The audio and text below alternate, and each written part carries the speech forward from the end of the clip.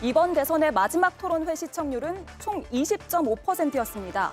국민의 상당수가 TV 앞에 모여서 지도자에 대해서 고민할 때 대선 후보의 입에서 이런 발언이 나왔습니다.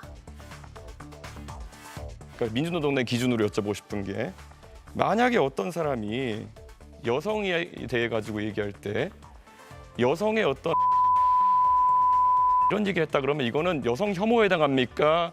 아닙니까? 그건 뭐 답변하지 않겠습니다. 여성 신체에 대한 폭력 행위를 그대로 입에 올린 건데요. 권영국 후보는 토론을 누가 듣고 있는지 단 한 번이라도 생각했다면 할 수 없는 발상이라면서 이준석 후보가 즉각 사퇴해야 한다고 했습니다. 하지만 이준석 후보는 성범죄에 대한 기준과 가치관을 묻는 게 왜 문제인지 모르겠다고 항변했습니다. 저는 어제 제 입장에서는 이것을 실제 있었던 발언에 대해 가지고 굉장히 순화를 해가지고 질문을 드린 거거든요. 솔직히 그 표현을 어떻게 더 순화할 수 있을지 잘 모르긴 하겠습니다. 예. 성폭력 보도 가이드라인에 따르면 행위의 세부 묘사나 범죄의 방식을 묘사하는 걸 금지하고 있습니다. 폭력의 언어와 인식이 재확산될 수 있기 때문입니다. 문제는 이준석 후보도 이걸 잘 알고 있다는 점입니다. 올해 4월에 고등학교에서 이제 폭력 사건이 발생했는데요. 가해자가 피해자에게 했던 욕설인데 너희 어머니의 뭐 어떤 뭐 이런 얘기를 했다는데 저는 냉정하게 말해가지고 이거 누가 만든 말입니까? 저는 이렇게 이재명 후보 욕설을 보고 따라하는 거 아니겠습니까? 오늘 이 자리에서 사과하실 의향이 있는지 그리고 이런 언어가 고조되는 것에 대해 가지고 어떤 대책이 있으신지 궁금합니다. 시민단체의 사퇴 요구가 빗발쳤고 고발도 이어졌지만 이준석 후보는 무고로 맞대응하겠다고 했습니다. 네, 오늘 파문이 상당히 거셌습니다. 이준석 후보를 향해서 현장에서 관련 질문들이 나왔고 유권자들에게 사과할 생각이 없느냐라는 물음에 이준석 후보는 이렇게 답을 했거든요. 일단 들어보겠습니다. 그리고 유권자들에게 사과하실 분 없으세요? 질의응답 중이니까요. 나중에 하겠습니다. 예, 그 발언을 어떻게 순화해야 될지에 대해 가지고 뭐 다른 방법이 없다 이렇게 생각합니다. 2차 피해자는 결국 그 방송을 시청한 전 국민이라는 시청들이고요. 저는 아까 말씀드렸던 것처럼 그에 대해서 어떻게 더 순화해야 될지는 잘 모르겠습니다. 물론 그것을 보시면서 불편한 국민들이 있을 수 있다는 것은 저도 알고 있었고 그리고 그에 대해 가지고는 제가 심심한 사과를 하겠습니다. 하지만 제 입장에 봤을 때는 그것은 그런 언행이 만약에 사실이라고 한다면은 그것은 충분히 검증이 필요한 사안이다 이렇게 보고 있습니다. 네, 제가 심심한 사과를 하겠습니다. 하지만 이라며 단서를 붙였습니다. 진심 어린 사과가 맞느냐라는 질문으로 이어질 수밖에 없고요. 바로 이기인 의원께 질문을 드리죠. 우선 제가 뭐 질의응답으로 이렇게 답변 드릴 건 아닌 것 같고요. 우선은 방금도 방송에서 보셨겠지만 이준석 후보가 오늘 여의도 유세를 마친 후에 기자들과 만나서 어제 토론에서 불편함을 끼쳐드렸다면 심심한 사과의 말씀을 드린다고 전달했습니다. 저희 개혁신당도 캠프도 마찬가지의 심정입니다. 하지만 이 말씀을 꼭 드리고 싶었습니다. 어저께 소개했던 이준석 후보의 그 사례는 이준석 후보가 했던 말이 아닙니다.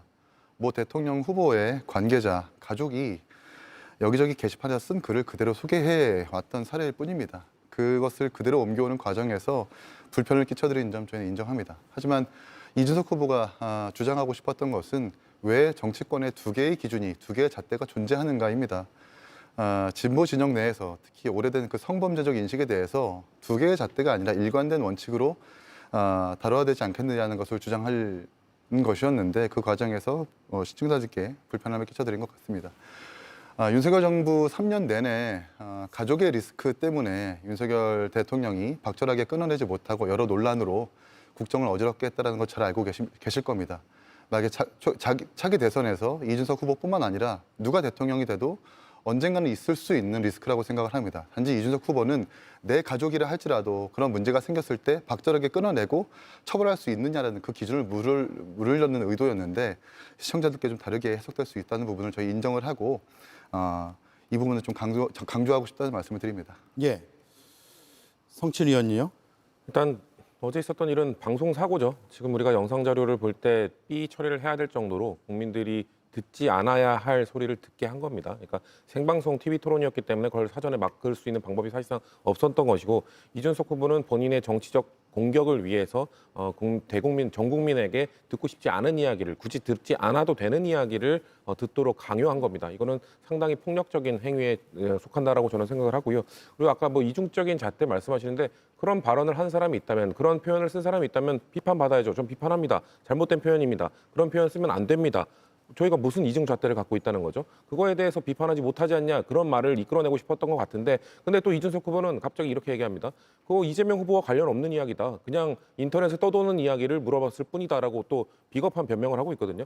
누가 보더라도 그 질문을 하기 전에 이준석 후보는 이재명 후보의 다른 설화에 대해서 이야기한 다음에 갑자기 그 얘기를 꺼냈습니다. 권영국 후보에게 질의한다고 하면서요. 그렇기 때문에 이 말의 맥락상 사실상 이재명 후보와 관련된 공격을 한다라고 모두가 인식하고 있는 것인데 그거에 대해서 문제 삼으니까 또 이거는 그냥 떠도는 이야기일 뿐이다라고 비겁하게 전 피하는 모습을 보면서 끝까지 당당하지 못하다, 끝까지 정의롭지 못하다는 생각이 들었기 때문에 이것 그 사과 역시 저게 사과인가요? 본인의 잘못을 인정하지 않는 사과가 혹시나 뭐 불편했다면 뭐 심심한 사과의 말씀을 전한다? 저는 제대로 된 사과도 아니고 제대로 된 반성도 안 하고 있기 때문에 이준석 후보는 조금 더 혼나야 된다고 생각합니다. 예. 자, 어제 토론회에서 문제의 성폭력 발언이 나온 이후에 이준석 후보가 계속 입장을 냈습니다. 우선 토론회 직후에 자평을 물었습니다. 그러자 이재명 후보의 토론 매너를 지적했고요. 오늘 아침 라디오 인터뷰에선 일반적으로 인터넷에 있는 발언을 소개한 거다라고 말했습니다. 그리고 소셜미디어에 성범죄에 대한 기준 묻는 것이 왜 문제냐라고 반문하는 글을 올렸고요. 오늘 유세중의 질문을 받자 불편할 국민이 있다는 걸 안다. 심심한 사과를 드린다라는 의사를 밝혔습니다. 자, 국민의힘의 입장도 궁금한데요. 국민의힘에서는 김용태 비상대책위원장은 이준석 후보가 제 옆에 있었으면 혼났을 것이다. 다만 그 발언을 먼저 한 분들도 비판을 받아야 된다라는 입장을 냈고요. 신동욱 선대위 수석대변인은 그건 이준석 후보가 설명할 일이다. 적절하지 못한 발언이다라는 입장을 밝혔습니다. 국민의힘에서 어떻게 보고 있습니까? 네, 해당 사안은 이준석 후보가 지적했던 해당 사항은 이재명 후보와 관련해서 과거에 여성을 대상으로 한 특정 욕설을 했다라는 논란을 좀 지적하고 싶었던 것 같습니다. 다만 그 발언의 원문이라거나 출처를 정확히 확인할 수 없는 부분을 직접적으로 인용을 하다 보니 많은 분들께서 부담스러워하는 다소 폭력적일 수 있는 발언이 노출이 되었었던 것 같은데요. 국민의힘은 이에 대해서 별도 입장은 없는 상황이고요. 다만 대통령 후보 토론회에서는 신중하지 못했다. 라는 비판들이 좀 있는 상황입니다. 예.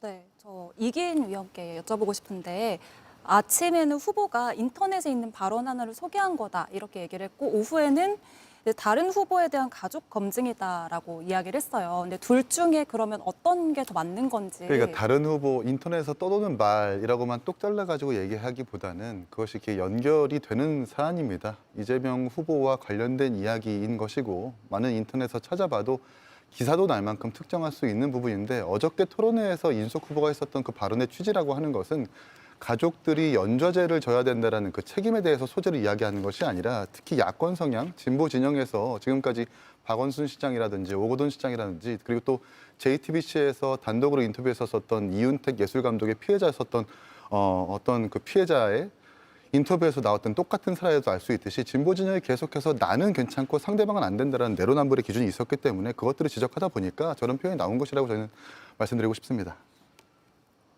예. 자, 그런데 후보들이 어떤 기준으로 판단하는 것이냐를 묻고 싶었다면 다른 방식이 있지 않았을까? 왜 꼭 저런 방식이어야 했을까?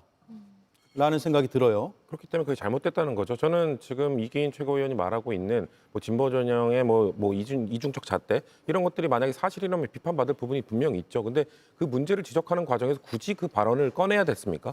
굳이 그 발언을 듣기 불편한 사람들, 뭐 그 발언이 편한 사람이 어디 있겠습니까? 사실상 모든 국민이 듣고 싶지 않은 이야기를 굳이 꺼내면서 그렇게 자극적인 소재로 활용해야 했습니까?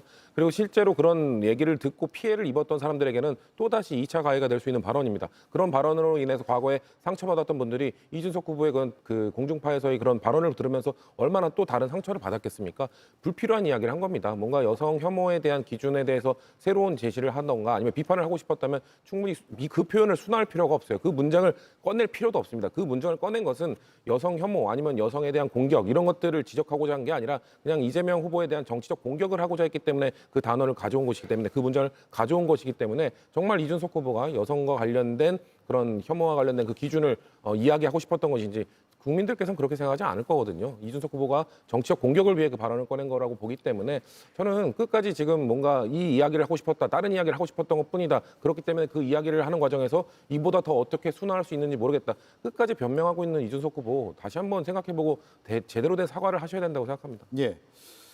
그런데 이 문제 발언이 준비된 겁니까? 아니면 갑자기 즉흥적으로 나온 겁니까? 그러니까 준비하고 즉흥적으로 한 걸 떠나서 이준석 후보가 선택을 해서 발언하고 질문을 했던 것이고요. 저희 개혁신당과 캠프도 그 공동의 책임을 함께 하고 있다라는 말씀을 드리고 싶고 사실 언론에서는 어제 뭐 젓가락이라든지 그런 표현들이 처음 나온 것은 아닙니다. 다시 한번 강조하건대 2018년에 JTBC에서 우리 손석희 앵커께서 이윤택 예술감독에 관련된 성추행 피해자와 인터뷰하는 과정에서 똑같은 표현이 똑같이 나왔었거든요. 그때도 이제 그 표현이 사실 그렇게 논란은 됐지만 누구에게 책임이 전가되지 않았다는 것은 누군가의 피해 원 저작자, 누군가의 책임이 있다는 것을 정확히 알고 있기 때문이겠죠. 이준석 후보는 어저께 원 저작자가 있는 발언을 그대로 소개하는 것이었기 때문에 이준석 후보가 지어낸 말이 아닙니다. 이 점을 다시 한번 강조드리고 싶습니다. 이제 JTBC를 자꾸 언급을 하시는데 논점을 이탈하지 않으셨으면 좋겠습니다. 이 말씀 드리고요.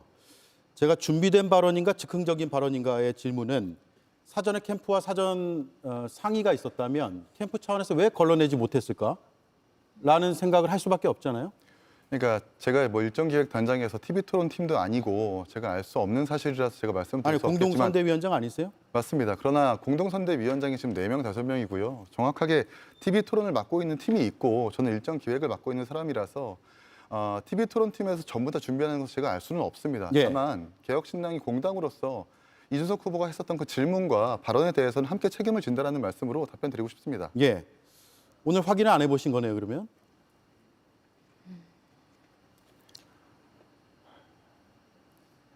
어떤 걸 말씀하시는 거죠? 사전에 논의된 사안인가 아닌가에 대한 질문을 드리는 겁니다. 분명히 이준석 후보도 아까 다시 한번 강조드리건데 여의도 유세에서 사과를 드렸던 부분이 있기 때문에 사전에 했냐 안 했냐는 뭐 그렇게 저희에게는 큰 의미가 있다고 생각하지는 않습니다. 이준석 후보가 직접 선택해서 발언했던 질문이라는 걸 다시 한번 말씀드립니다.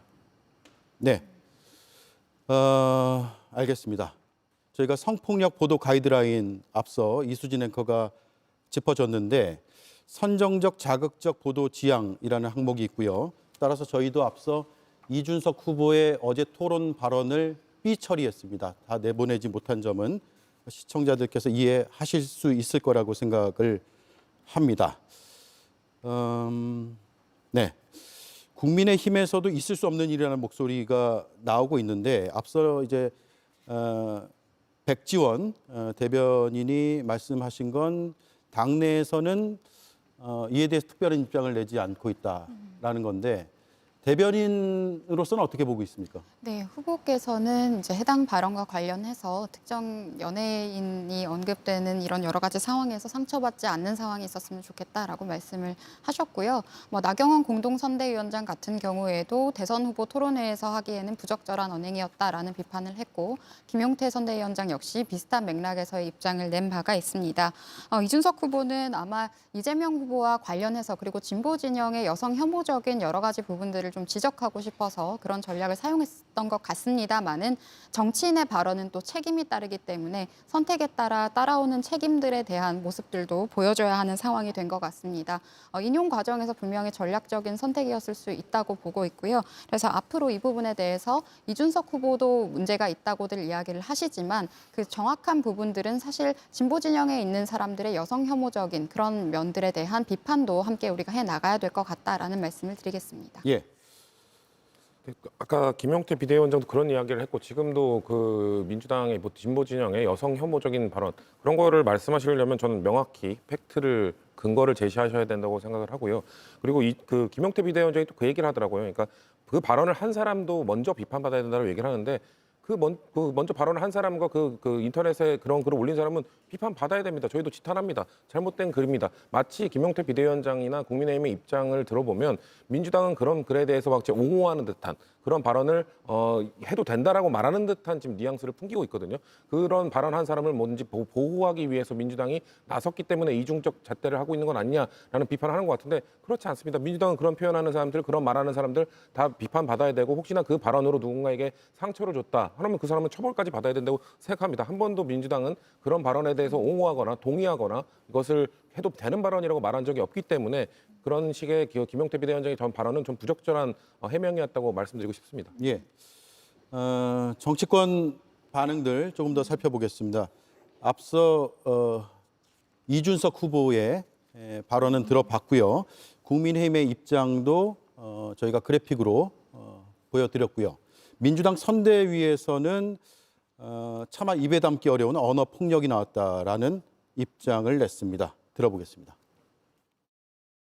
어젯밤 마지막 대선 주자 TV 토론이 있었습니다. 이준석 후보는 끔찍한 언어 폭력으로 국민을 모독하였습니다. 많은 국민들께서 또다시 스트레스를 받으셨을 것 같아 안타까웠습니다. 아이들까지 지켜보고 있는 그 생방송으로 진행되는 그 토론 현장에서 차마 이 자리에서조차도 입에 담기 어려운 발언을 꺼내면서 저열한 언어 폭력을 행사한 것에 대해서는 도저히 용납할 수가 없는 것이 아니냐.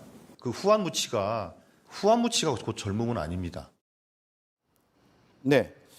자, 민주당에서는 또 다른 입장들도 쭉 나왔습니다. 이재명 후보는 비전과 정책, 희망을 전해야 할 대선이 비방과 험담, 입에 올릴 수도 없는 혐오의 언어들로 채워지고 있다라고 했고요. 김민석 상임 공동선대위원장은 은퇴를 주장했습니다. 입장을 들어보죠. 이기인 의원님. 일단 다시금 저희가 강조해서 말씀드리건데 이준석 후보가 오늘 얘기했던 것처럼 어제 토론에서 불편함을 끼쳐드려서 죄송하다는 말씀을 다시 한번 강조하는 바입니다. 그러나 한 가지 정말 명확하게 말씀드리고 싶은 것은 이준석 후보가 지어내서 한 말이 아닙니다. 이준석 후보가 없는 사실을 만들어내서 한 말이 아닙니다. 2021년에도 이재명 대통령 후보가 해당 게시판에 쓴 글 그리고 해당 아들의 어떤 논란에 대해서 직접 사과한 바 있기 때문에 누군가를 지칭하지 않고 진보 진영, 민주노동당과 민주당에 대해서 혹시나 그런 기준이 아직도 일관되게 유지되고 있느냐. 대통령이 된다면 가족들의 문제에 대해서 박절하게 처벌하고 엄한 기준을 적용할 수 있느냐에 대해서 저희는 물은 것이라고 다시 한번 말씀드리고 싶고요. 민주당과 다른 당에서 비판은 저희가 뭐 공세라고도 여겨지면서도 또 국민을 대표하시는 공당들이기 때문에 겸허히 듣겠다는 말씀도 드립니다. 예.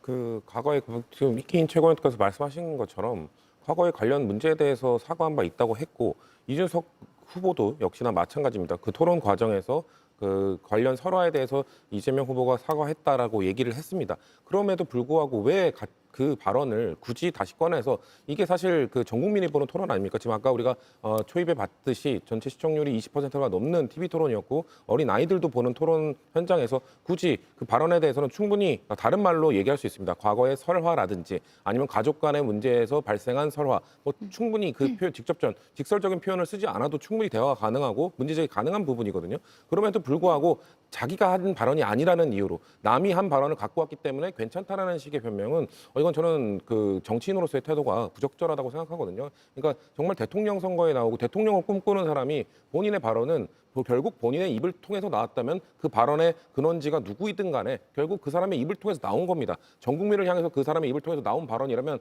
그 발언에 대한 무게감, 책임감을 느낄 수 있는 정치인이어야 되는데 끝까지 변명하는 모습들을 보이는 것 같아서 안타깝다는 말씀 드리고 싶습니다. 네. 시민단체들을 중심으로 이게 심각한 성폭력 상황을 도구로 이용했다 이런 비판도 나오고 있습니다.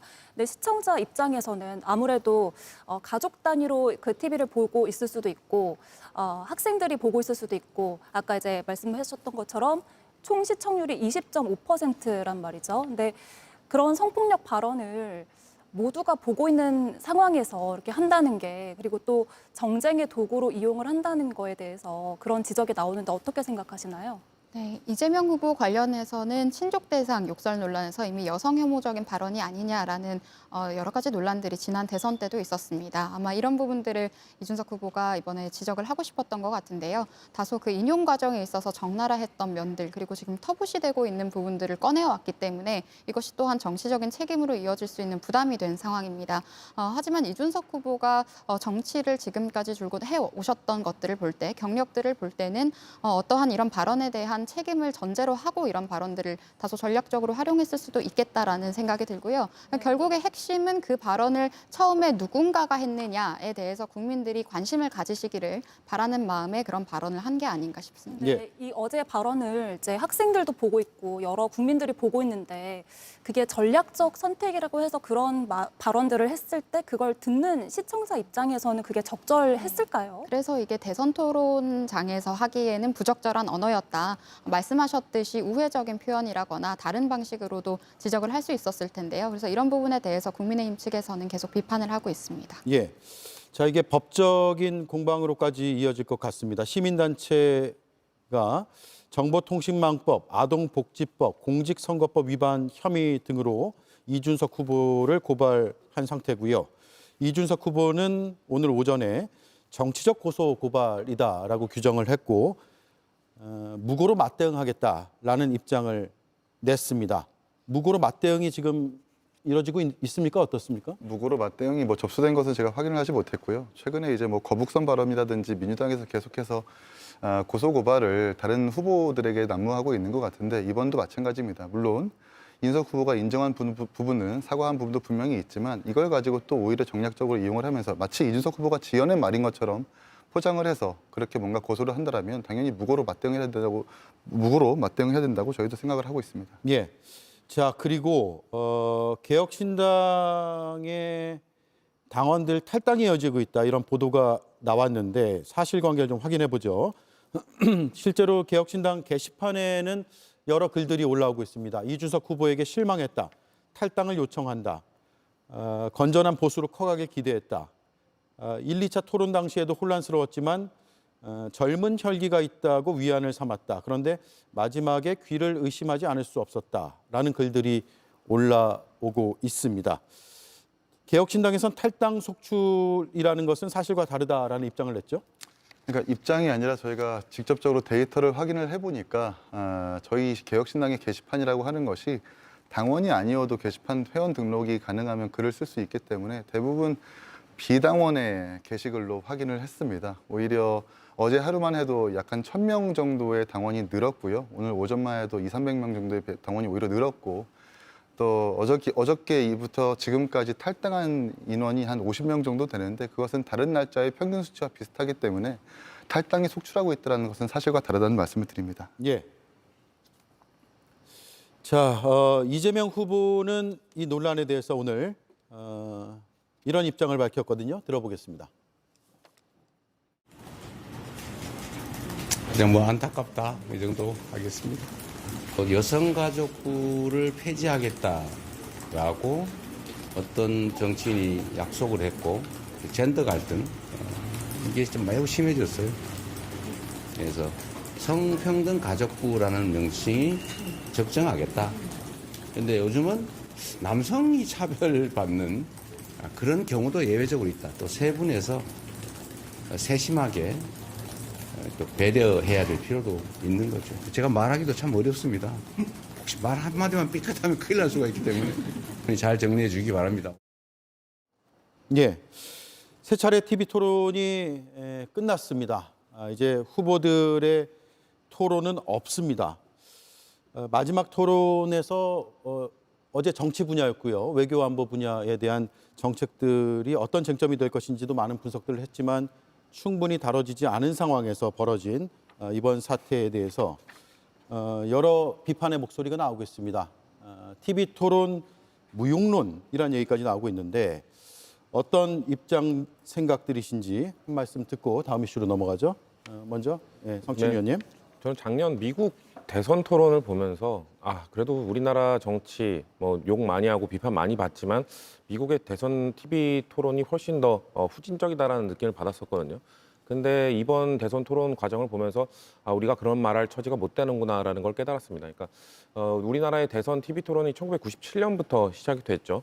사실 오히려 그 초반에 시청률도 높았고 관심도도 높았고 정책 TV 토론의 수준도 상당히 높았다는 평가를 받습니다. 그 이후로 점점 TV 토론이 네거티브 이런 쪽으로 너무 쏠리게 되면서 2025년에 올해 진행됐던 이 TV 토론이 제가 봤을 땐 지금까지 있었던 한국의 대선 TV 토론 중에 가장 수준이 낮지 않았나라는 생각이 들 정도인데요.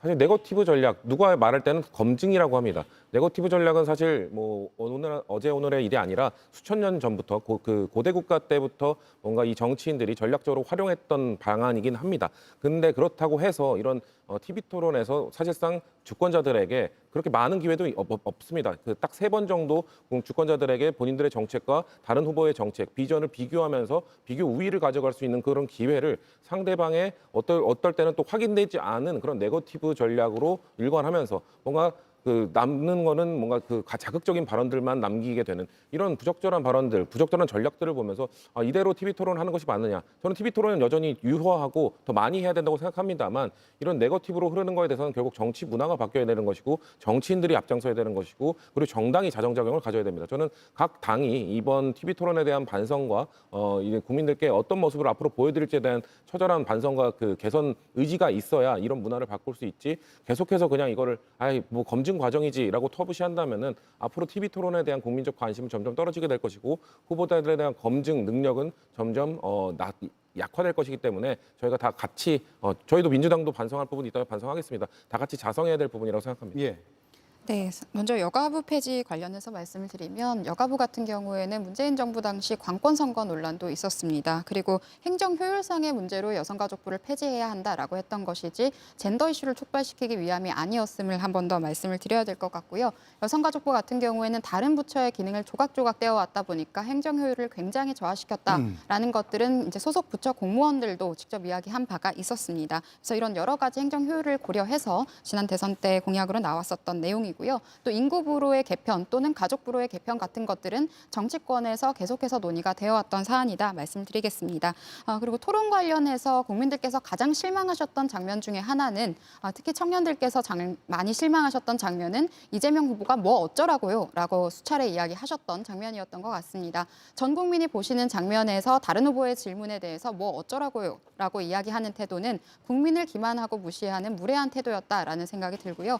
권영국 후보 같은 경우에는 특히 이준석 후보, 가장 최연소 후보를 향해서 굉장히 가르치려는 듯한 태도, 때로는 이제 유교적인 질서를 강요하려고 하는 듯한 태도, 나이를 이야기하는 그런 태도들은 또한 청년들이 보시기에 굉장히 불편한 장면이었던 것 같습니다. 예. 어느 한 명의 후보에 국한하지 않고 3번의 토론만으로 조기 대선에서의 어떤 후보자들의 자질과 검증, 비전과 실력을 다 보여주기에는 역부족이었다는 걸 잘 알고 있습니다. 이번 대선이 끝나고 나서 대통령 후보들의 TV 토론이 어떤 식으로 정립이 되어야 하는지, 어떤 방식으로 진행이 되어야 되는지를 정치권에서 한번 심도 있게 논의해봤으면 좋겠다는 말씀 드립니다. 네. 다름이 공존하는 위대한 나라. 우리는 또다시 답을 찾을 것입니다.